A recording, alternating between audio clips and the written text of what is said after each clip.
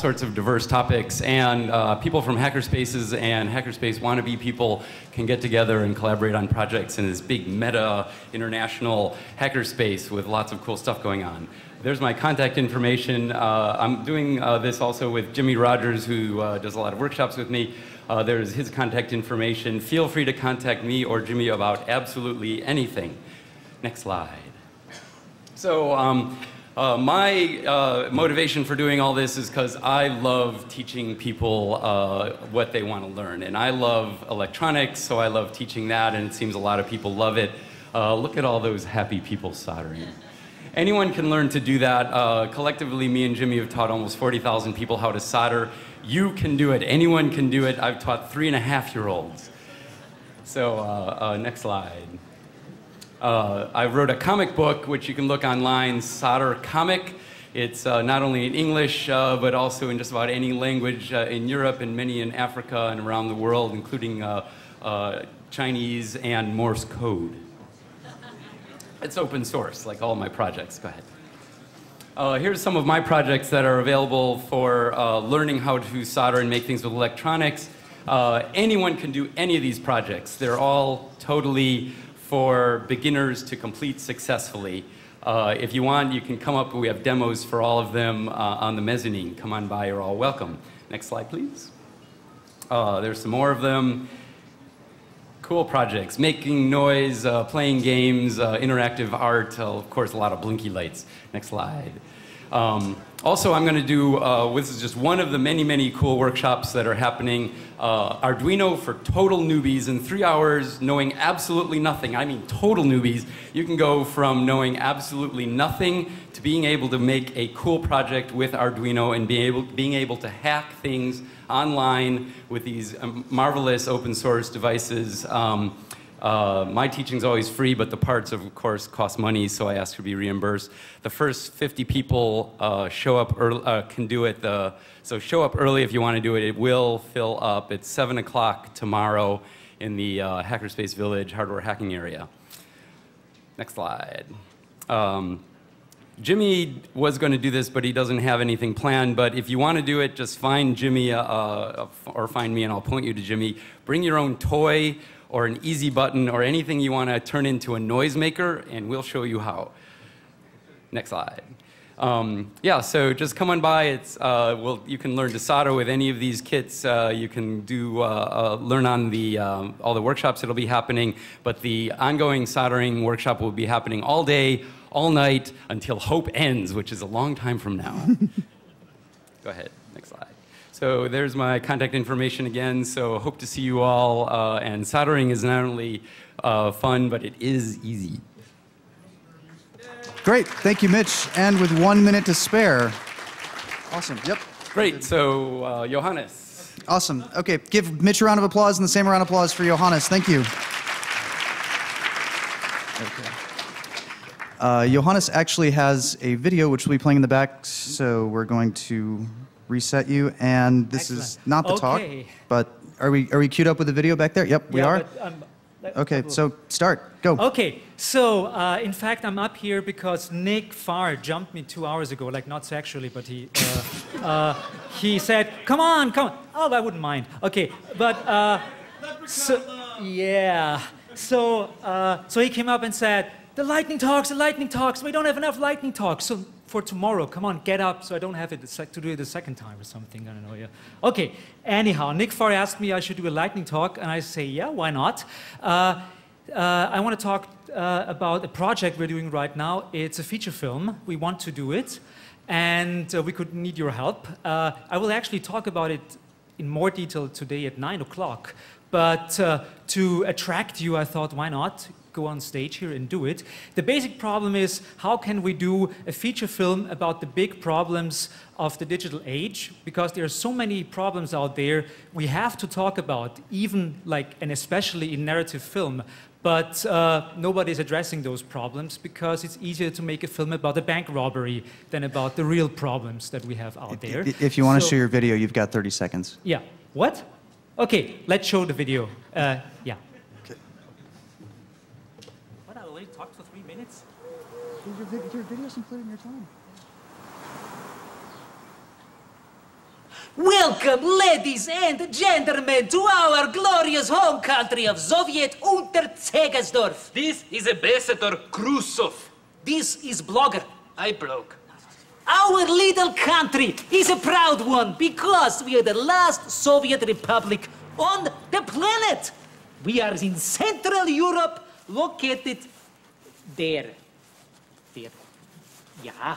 We want to tell the West the story of our greatest triumph. And how do we want to tell that story? We want to make a feature film, a dark sci-fi comedy. Because we know you liked it. Don't touch it. This is a United Nations camp with the name of Sierra Zulu. The film will be about this camp, and this United Nations camp is on the border between our wonderful home country of Soviet Unterzegersdorf And the West! the so-called free world. Here it is in a symbolic fashion. Kick it, destroy it, crack it open. Free market wankers. We hate you, but we need you. Why do we need you? The internet is made for corn and crowdfunding. And we need money from the internet, so we also have a cat. Yes. We attracted a number of glorious actors already. They signed us letters of intent. They cannot say no any longer. It is Robert Picardo, a doctor. We have Amber Benson. She was a lesbian on Buffy. This is the WAS, Fruit Computers. We have... What is his name? Jello Biafra. He was a punk singer indeed. And this guy, nobody recognizes him because he was a Ferengi on Star Trek. His name is Max Prodenchik, the Rom. Yes. From Star Trek Deep Space. Top Space Voyager. Yeah, and? We want your money, and we have to say, please. Because we cannot force you. Good night.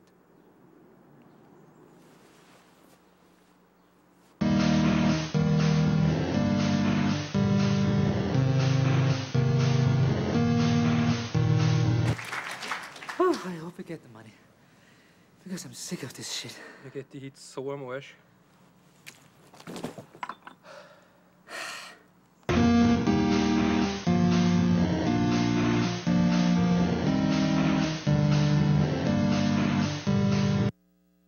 So, and why this crazy shit up there has anything to extra do minute? with hackers or something? Extra minute? No, Okay.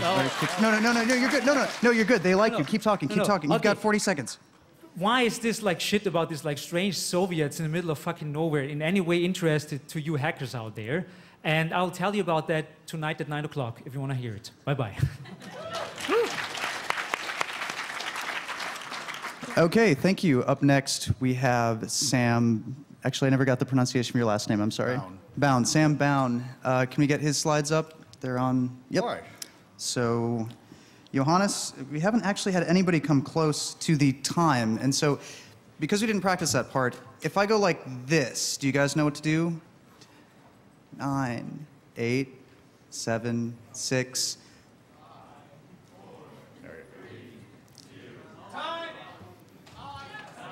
No, okay. Normally the audience goes, eh, or makes some kind of noise like that. So from 3, do you want to practice that one? So. 3, 2, 1. All right. Okay, that was creative, but without any further ado, Sam Bone, take it away, 5 minutes. All right. And I take it as a compliment that as a college teacher, I'm expected to be so long-winded that you'll have to shut me up by force. So anyway, I'm Sam Bone. I teach at City College, San Francisco. And move on to the next slide. Okay. We are humiliated as a college, as stupidest people on earth, with the worst virus disaster that has ever been heard of in the mind of man. At the beginning of this year, all over international media came this information that we were outrageously lax in our network security and all our computers were infected by viruses. And in fact, they stayed that way for 10 years and nobody ever noticed. Go to the next slide. And so the virus Trojans and malwares, which look like that apparently, were infecting all our machines. Go on to the next slide. And every time anybody would type credit card numbers or anything useful, these bugs would crawl out down the screen and take out their data and send it to the Russian business network. Go on to the next slide.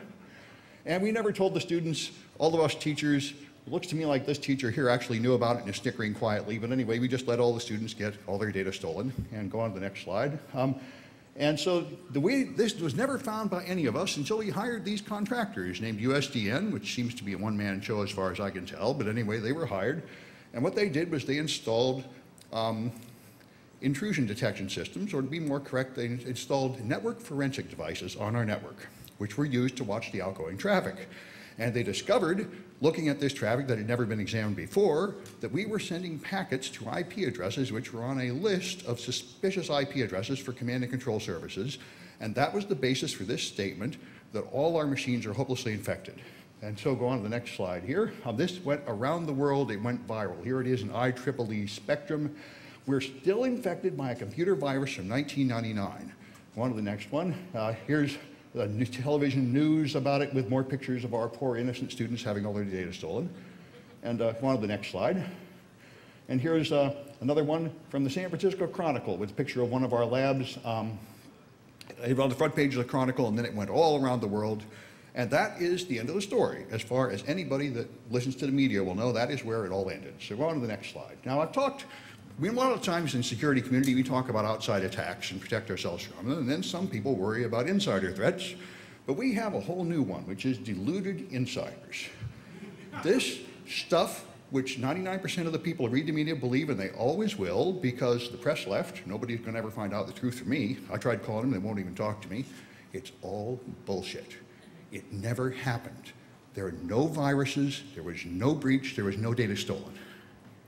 What happened is we hired a new CTO. The position was created for some reason, which I do not know. They decided they had to have a chief technology officer at the college. And so they had a hiring committee that examined people. And one of them they looked at and said, this guy's no good, for God's sake, don't hire him. So One they hired minute. him. What's that? 1 minute. Keep going. 1 minute. 1 minute left or 1 minute? Oh, no, expended? that was, just keep going. Go. Is that 1 minute left or 1 minute expended? Go. Okay, anyway, all right, so I'm sure they end up getting a countdown this way. Anyway, so the point is, he immediately alienated everybody at the college. Everybody hated his guts. He abused people and put out lies about them, and he changed his story about everything and did not fulfill his duties in the slightest until his only friend on earth was the contractor, USDN, who would come in and be his buddy, and he believed everything that guy told him. And that guy is almost a schizophrenic. He randomly throws out data, he takes random network security terms and throws them together to make science fiction stories. And so he invented this story you just heard. Because when he put on this Alien Vault device, he turned it on in his default settings and discovered all these packets going to IP addresses on a list that he thought was suspicious and made no further inspection. Now, as hopefully a lot of you know, if you turn on a network security device and do nothing, it will be full of false positives. And these are all false positives. After 4 months of struggling, I got them to finally cough up the data so we could look at it, and it said that 4,000 of our machines out of 10,000 are infected. But it said that the most hits are coming from our Unix DNS servers. They're all infected with Windows viruses. Because when email comes in from these people, it sends packets back to the servers to harvest more information or for reverse name lookups or for things like that, and this default setting interprets that as an infection. We were unable to ever find any infected machines except one lab where some people actually took the antivirus off the machines because they were running too slowly. Now, if you do take the antivirus off the machines, you end up with some viruses. And the other thing, which is amazing, is that we've had 10 years of continuous infection. Aha. Okay. Keep talking. Okay. Use your time. Well, all right, anyway. So I'll tell you a little more if you give me more time. We'll see what he says.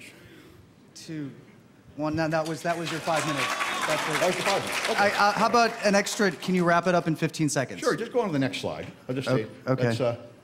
this is what eventually happened. We had huge lynch mobs, a petition against this guy, and we ejected him forcibly from the college. He's not allowed to set foot on it again. He's 10 seconds. That's it. All right.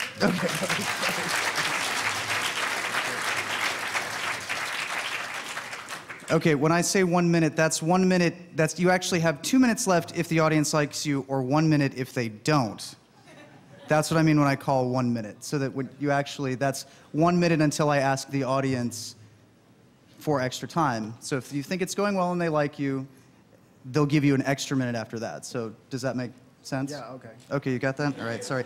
I'm sorry. Yeah, did you want to introduce yourself real quickly before you start? Well, I can introduce you. Okay, all right. Okay, so you ready to go? Yeah. And starting 5 minutes now. Okay, I would like to talk about the future of robotic assistant. So you can see 2 pictures here. On the west side, this is Rosie from the animation Jetsons, which is the Western image of, I believe a lot of people here saw that, Western image of robotic assistant. And Doraemon here on the right is the Eastern image of that. So if you come to like China, Japan, or anywhere in the Eastern part, they will recognize that. Next slide. So this is the reality. On the left side is PR2 from Willow Garage. It costs $400,000 US to buy one. On the right side is called KRO-Bot. It's developed in Europe, and it doesn't have a price yet because it's not available. And actually, next slide. Oh, actually, I lost one slide here. So there are another two examples. One is called Hubo2, which is a humanoid robot developed in Korea, which still costs $400,000. And another example is everybody knows it's Asimo, developed in Japan by Honda. It's not available. So this one is the open source robot that I know, the only one that I know that is actually a humanoid, fully functional robot. It was founded by EU, some kind of EU commission to promote this technology development, and it was developed in IIT, which is in Italy. It's still although it's totally open source, but it's too expensive for hacker community or hobbyists to build. Next slide. So what I'm going to do, and I'm currently doing, is a project called Dora Open Source Robotic Assistant, which is basically a family affordable robot. So the goal is to provide family affordable robotic assistant available as the actually commercial product in 15 years. And I will design it, or I want the project to be designed in a way that robot hobbyists or hackers can build it in any hackerspace. So we use like low-end limited tools just like normal 3D printers and laser cutters. So there's a project website. It's called dorabot.com, and you can email me at how@dorabot.com. Next slide. Next slide, please. This is a totally open source hardware project, so everything will be open source, and it will run ROS as the software. So if you ever heard about ROS, it's a robot operating system which is developed or originally developed by people in Willow Garage, and it's totally open source, and it's used by more than 100 research institutions and universities in the world. So you got this whole community support that software end. And next slide. Okay, so I want this project to rely on community effort like RepRap, so everybody can get knowledge and skill from the project, and you are totally welcome to upload or open up your improvement on the project. And also, I want to focus here. You are welcomed and actually encouraged to make money out of that, to sell whatever you got, like robotic kits or fully assembled robots, because I want more people to be involved in this project and more people to get the chance to research on the robots. Next slide. So this is what I'm doing now. This is a robot, the wheelchair robot in Noisebridge in the hackerspace in San Francisco. I'm working on now. So it looks like that. It's a wheelchair. It has a computer on top. It runs Ubuntu 12.04 and ROS 4.8. And you see there's a gigantic robotic arm, but it's pneumatic, so it's actually not functional now. Next slide. So what the progress I've done is I took apart the huge robotic arm and made it to controlled by electric controllers, made it controlled by motor, and I'm still doing that. So these two pictures took 3 days ago. Then I fly here for Hope. So on the right side is a touch sensor, which I believe there's no other cheap but capable touch sensor available, so I built that, and it will come out later, I don't know, maybe in 3 months. 1 minute. Well, it will come out later in 3 months, and it will be about $20 each, and you can search on it. It's called Dora Touch. I'll talk about later. So on the left side, you can see. No, sorry. Yeah. Okay, so I want to point out that because I have totally no money on the project, so I'm using all the resources that I can get in Noisebridge. So this robot will be built at no cost. Next slide. Okay, so this is how I did this Dora Touch sensor, which will be open source. 30 seconds. And it's pretty simple. On the left side, I use CNC machine to mill that, and I researched a little bit on that, so I will publish how I make PCB board in CNC machine. And on the right side is the actual the chip. I'm turning a barometer into this touch sensor. Next slide. So how do you involve? You can join the discussion group.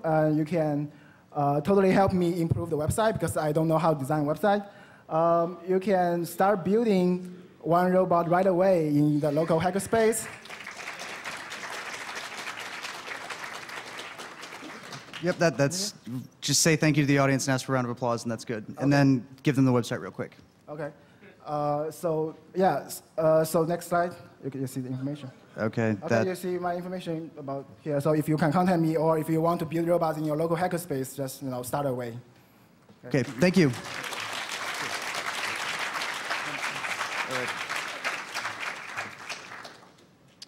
Okay, and next up is Tuna talking about the Miami Pwn Machine CTF contest downstairs. Hey, okay, so just to go over this real quickly, just one more time. You've got 5 minutes, and I'm sorry, you've got 4 minutes. I have to pee, so I'm not going to be that long. Are you sure? I really do. You know how this works? If We went everyone over wants to this. be cool, I do need another beer.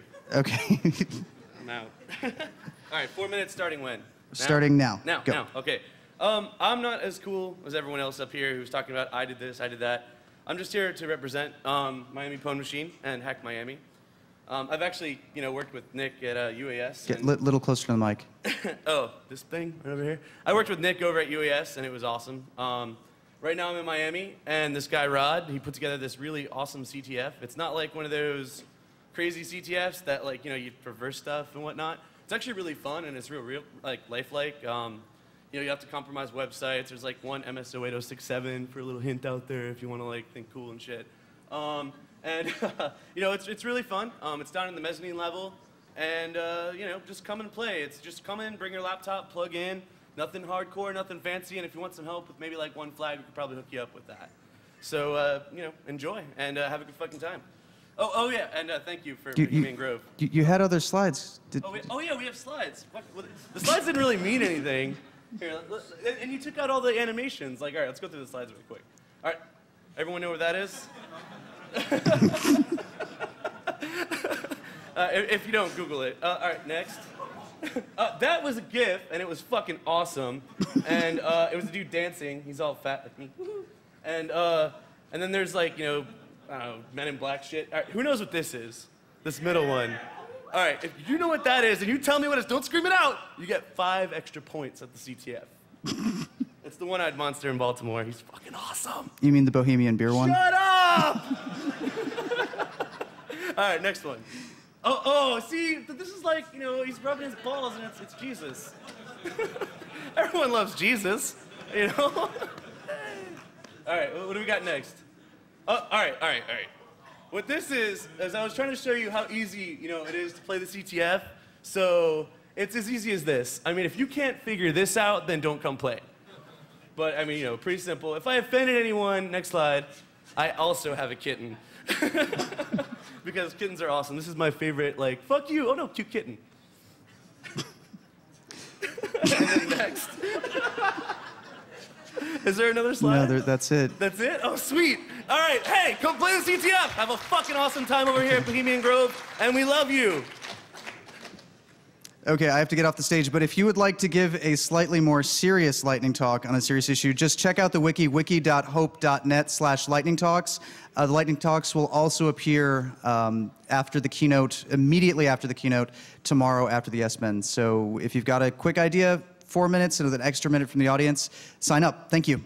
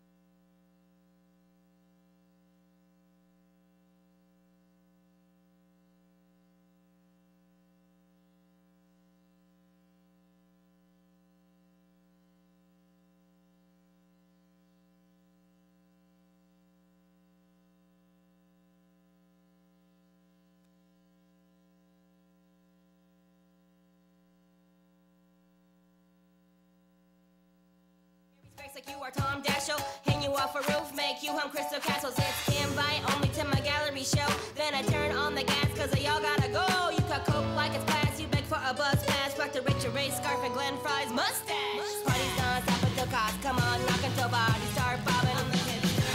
Prescription pill popping, collect the cock blocking, I'm dead, D-bag dropping on the hipster. Party's non-stop until cops come on, knock until bodies start bobbing on the hipster. Prescription pill popping, collect the cock blocking, I'm dead, D-bag dropping on the hipster.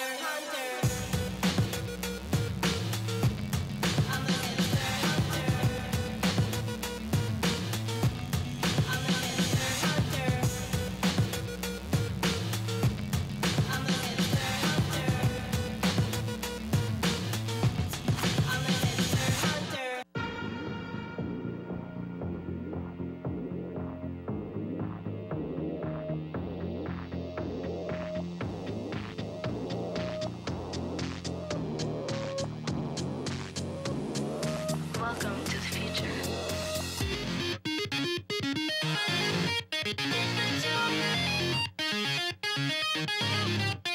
Are you ready?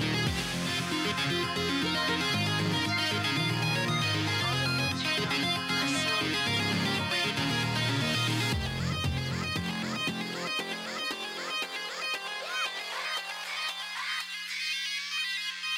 Yo!